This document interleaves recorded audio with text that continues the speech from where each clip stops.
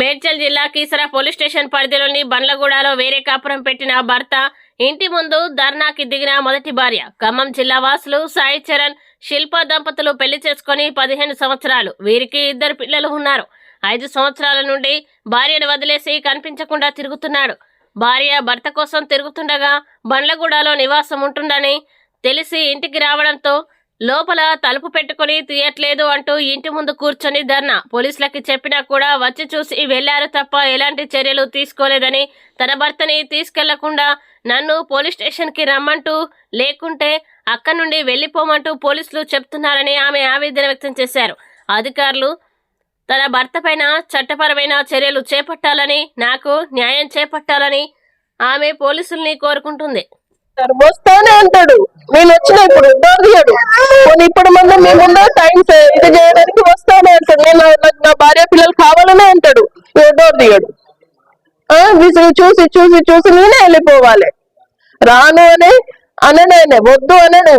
వస్తా అంటాడు, మొహం చాటేస్తాడు. వస్తా అంటాడు, మొహం చాటేస్తాడు. ఇస్తా అంటాడు, ఇవ్వడు.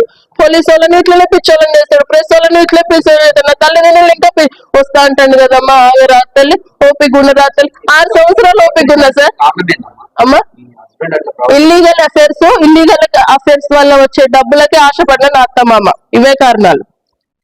నా అత్తమామ అయినా చెప్పాలి కదా, నేను పెద్దలకు వచ్చిన పిల్లలే, నీకు చిన్న పాప ఉంది, ఎట్లా డబ్బులు ఎట్లా వెళ్తుందో అని అడగాలి కదా సార్. వాళ్ళు అడగారు సార్. ఆమెకేంది ఇచ్చేది అంటారు. మీరు లోపల ఉన్నారు సార్, తీయరు.